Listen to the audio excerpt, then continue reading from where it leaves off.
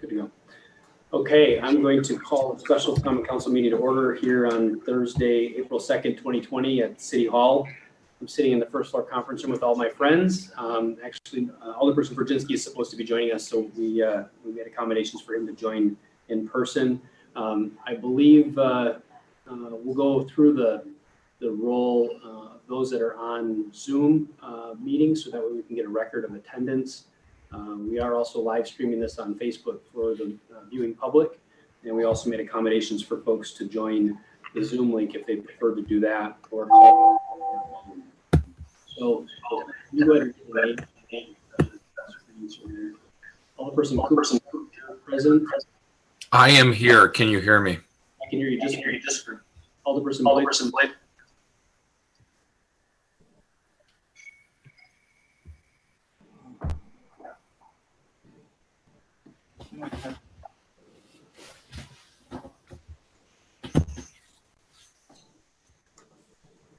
Alderperson Zerfield, can you hear us? All right. There. Yeah, try now. Okay, Alderperson Zerfield, can you hear us? Yep.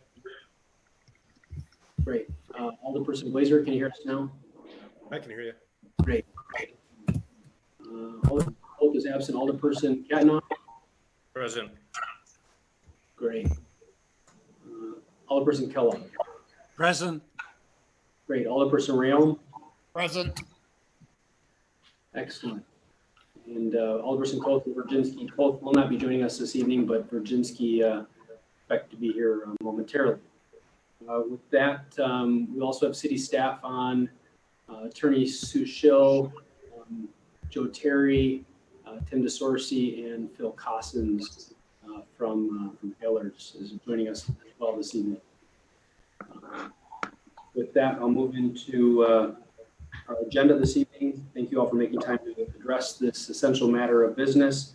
Item 3 is consider for approval a resolution authorizing the issuance of not to exceed $2,035,000 in general obligation promissory notes and the issuance of and establishing parameters for the sale of not to exceed $2,035,000 of taxable note anticipation notes, Series 2020B, in anticipation thereof. See attached resolution. I'll go to city staff. Tim, do you want to speak to the resolution? As a point of order, this comes from the last council meeting that we had in March here, and this was referred based upon that last meeting. So Tim, do you want to take the floor from here? Sure. I guess we can probably have the discussion to address both resolutions since they're pretty much intertwined together. The first resolution, the $2,035,000, is a parameters resolution, and I'll have Phil kind of address what a parameters resolution is. But to address the two bond issues that we're looking to go to for sale on April 15th,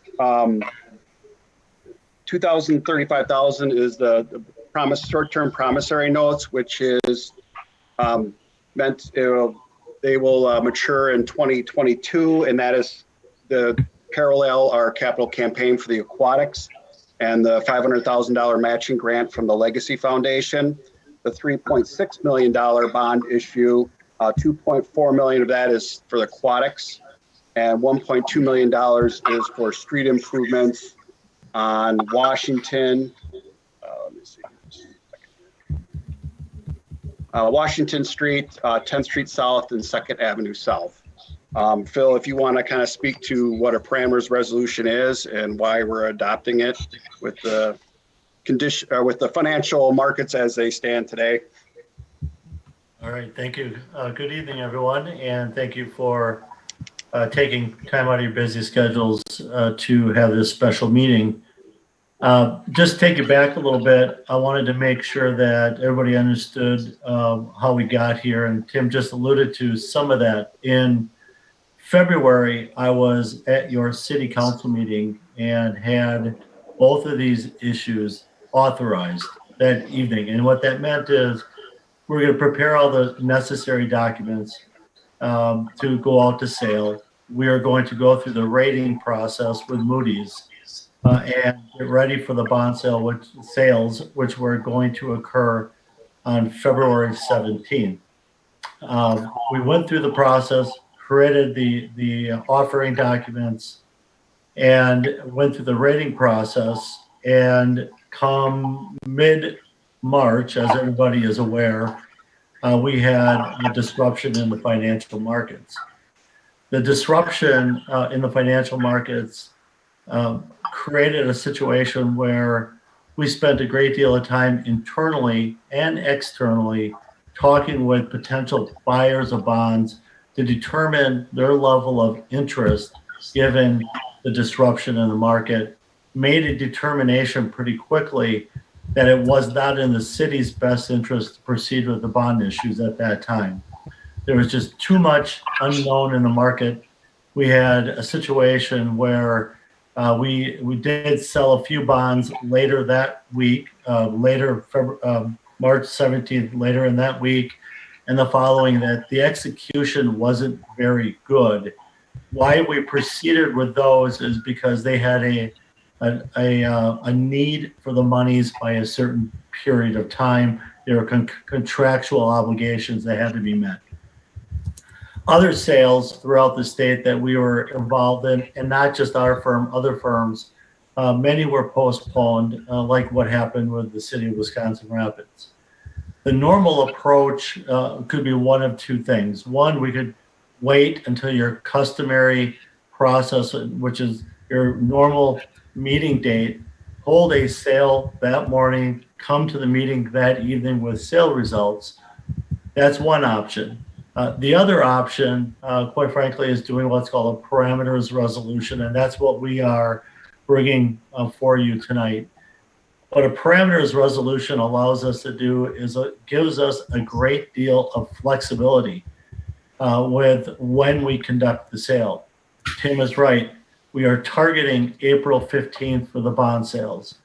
However, if we run into any type of situation where we have further disruptions in the municipal market, we have the opportunity then to kind of slow the process down and wait a week or 2 weeks until the market has corrected. Right as of today, we did have a bond sale today up in our Minnesota office. We think the markets have stabilized. The rates that they received, I think, are comparable to what we would have expected back last February. So we have seen a stabilization in the market. However, as everybody is aware, every day is a new day, and especially in the financial markets these days. So what a parameters resolution allows us to do is to be flexible when we actually undertake the capital borrowing, and we're not tied to a specific date, such as a specific council meeting evening. So we're targeted April 15th, which is a Wednesday. It would be considered kind of an off day. Most bonds are sold Mondays, Tuesdays. We find that selling on a Wednesday or a Thursday provides really good execution in the way of rates for a municipality. The parameters, the resolutions that are in your packet that you received, the parameters resolution, what that does is it sets forth parameters that have to be met in order for the sale to actually be executed. So even if we hold the sale on April 15th, if the results aren't meeting all of the parameters that have been laid out in the parameters resolution, then we have to reject the bids. And that's another safeguard for the city, just to make sure that we don't go to market thinking that we're going to see a good execution, and because of some disruption, the execution isn't what we would expect it to be. So we've established parameters in each of the resolutions that have to be met in order for the bond sales to occur. So what the parameters will do is, one, ensure a good execution for the city, and two, allow us flexibility in kind of this unsettled time in the markets so that we can react when we need to be in the market. We hope, as I think everybody does, that we'll see a further stabilization in the bond market and we'll see a really good execution for the city. What we will do is stay in contact with city staff to make sure that that to the best of our knowledge, April 15th will be a good day for a bond sale to occur. And even if something happens that day, we have these parameters that if they aren't met, we'll reject. So we hope this gives you the best of both worlds. It enables us to go to the market with a lot of flexibility and the ability to reject the bids if they're not what we would expect to see for the city. So this is a little different process. It's being used a lot around the state of Wisconsin right now, not just in the state, because we all need to have more flexibility just given some of the challenges in the financial markets that we are seeing. So that's a quick summary of what we're looking to do. And we would be providing you with a summary, just taking it to the next step.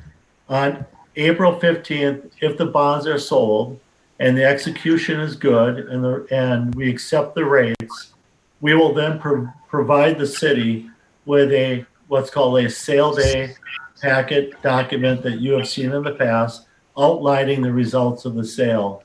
But they'll be approved if the parameters are met. They are approved by just signature on the 15th. The council will get all the same information that you normally would have. You just don't have to make a final approval of the bond sale. So a little different process, but it gives us the flexibility we need with the assurances that you want that this will be conducted to your favor.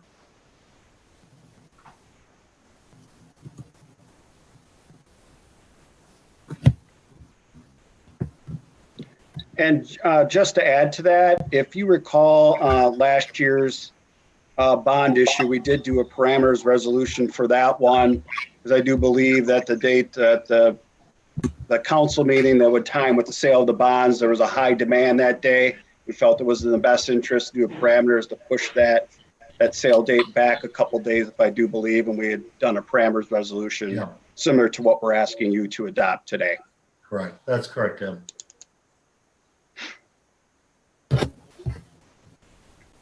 Great, thank you for that introduction. I'll go to alderpersons that might have questions, or I guess the floor is open as well. It's gonna be difficult for me to call on folks, so if you do have something to say, there's not a raise your hand feature, right? Is there? Yeah, okay. Okay, so in the chat, I can, is there anything in chat that, there's stuff in there, just text is so small. Oh, that's just, oh, okay. Alderperson Virginski, did you have something to say? Alderpersons, anything on this item? Or the subsequent, I guess. They're listed separately, but I entertain a motion if there's no discussion. I'll make a motion, Scott Kellogg. A motion to approve the resolution, the parameters resolution as it's presented by Kelly. Is there a second? Jake got on a second. Second by Catna. Move into discussion. Hearing no discussion, we'll move into a vote. All in favor, signify by saying aye. Aye. Aye. Aye. Any opposed? Motion carried unanimously. Move on to item number 4. And we're going to take them as separate items, right, Tim? Yes. Yeah. Item 4 is consideration for approval resolution establishing parameters for the sale of not to exceed $3,640,000 in general obligation corporate purpose bonds, Series 2020A. Anything further, Phil or Tim, before I go to the council?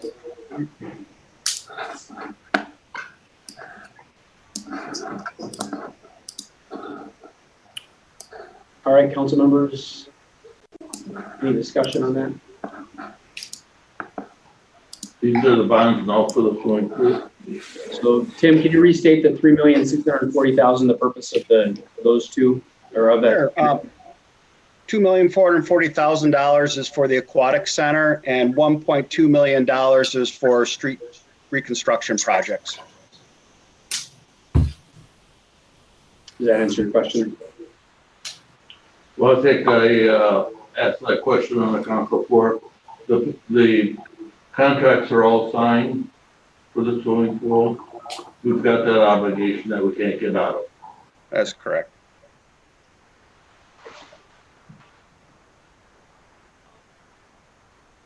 And the extra $1 million is for city purposes. Street, Second Avenue reconstruction. Right. The $1.2 million would be for street and storm sewer construction projects on Washington Street, 12th Street North to Baker Street, 10th Street South, Airport to Grove, and 2nd Avenue South, West Riverview Expressway to 10th Avenue.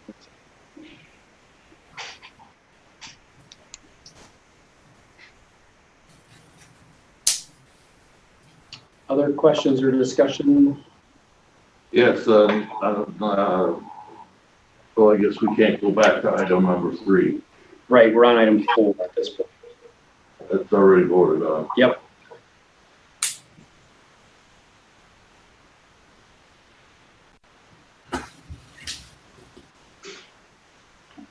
Okay, Is there on item number 4? I'll move to approve Zerflu. I have a motion to approve by Zerflu. Is there a second? I'll second Kellogg. Second by Kellogg to approve the resolution on item number 4. Any further discussion? Nope. No further discussion. Moving to a vote. All in favor, signify by saying aye. Aye. Any opposed? Motion carried unanimously. Item number 5. Thank you, Phil. We'll let you drop off. Thank you, Mayor. I appreciate it. Thanks. Take care. Have a good evening. You too. Item 5, consider for approval a resolution authorizing petition for the establishment of a new at-grade crossing. This pertains to the Metalco Rail Spur project that the city is engaged in. It came to our attention that there might be a need to create a clean resolution requesting this from the Railroad State Commission on Railroads. Joe, did you want to speak to this request? Or this Yes, thank you. So in our work with the DOT on applying for a transportation economic aid grant, and as part of the design of the project, in order to install a city-owned crossing at 48th Street North, we do need to get a permit through the Commission of Railroads. And in order to do that, we do have to have a resolution from the City Council. The area that we're looking at, if I can bring this up here. I'm going to zoom in on the red mark. It's over by the East Industrial Park, or East Commerce Park, to serve Metalco.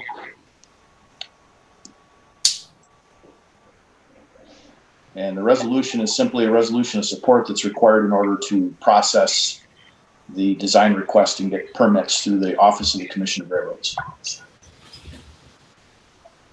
So Joe, simply put, this is authorizing the establishment of another grade crossing south of the existing crossing at 48th Street for it to cross, for the rail spur to cross 48th again. So folks are trying to orient themselves to what we're talking about here. It'll be to deal with the rail traffic for Metalco.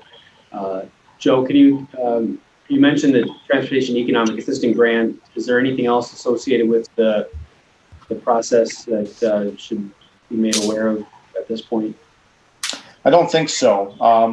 Whether we're successful or not with that Transportation Economic Assistance Grant, and I believe we will be, all indications from the DOT is that we will have a successful application.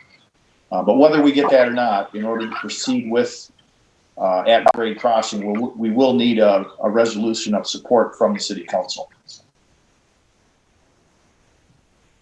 Great, thank you. So it's sort of independent of that funding source, but certainly for the need to establish the crossing at that street.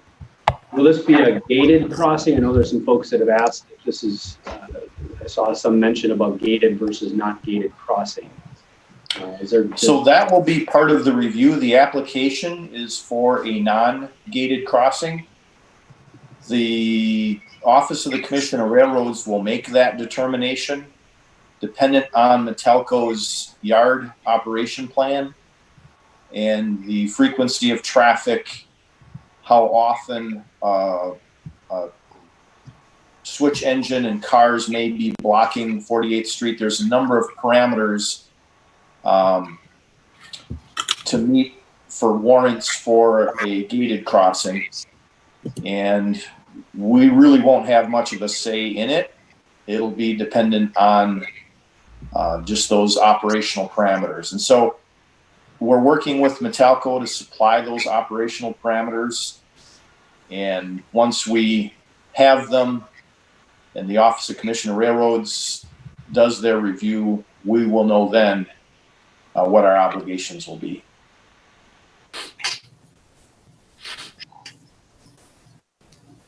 Great, thank you. Alderpersons, any questions or concerns related to this item? Mayor Tom Realm here. Go ahead. Yeah, just a question, follow up with what Joe just said.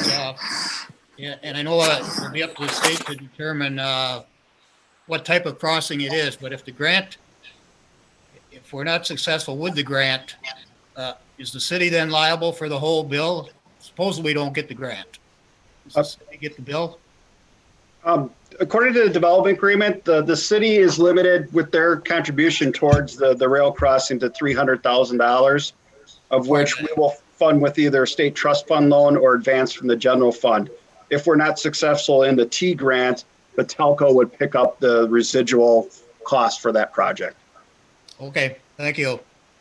Thanks for the question. Other questions or concerns? Mr. Mayor, Thad Kubishak here. Go ahead, Dad. This question is for Tim. Is this, I guess, kind of a follow-up question to what Ms. Rayom had in terms of funding?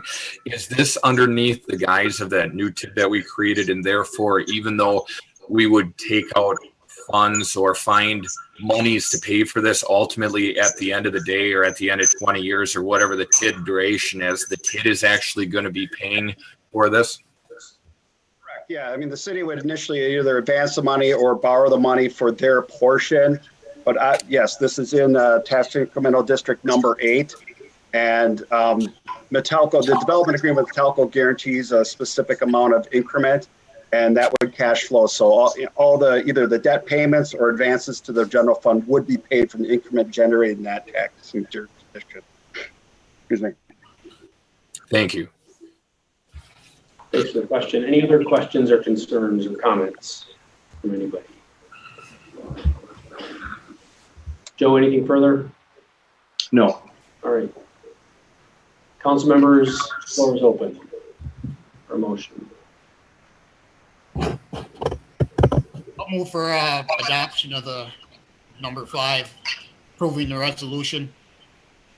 I'll second that. Motion by Rayom and a second by Zerfu. Any further discussion? Seeing none, we'll move into a vote. All in favor, signify by saying aye.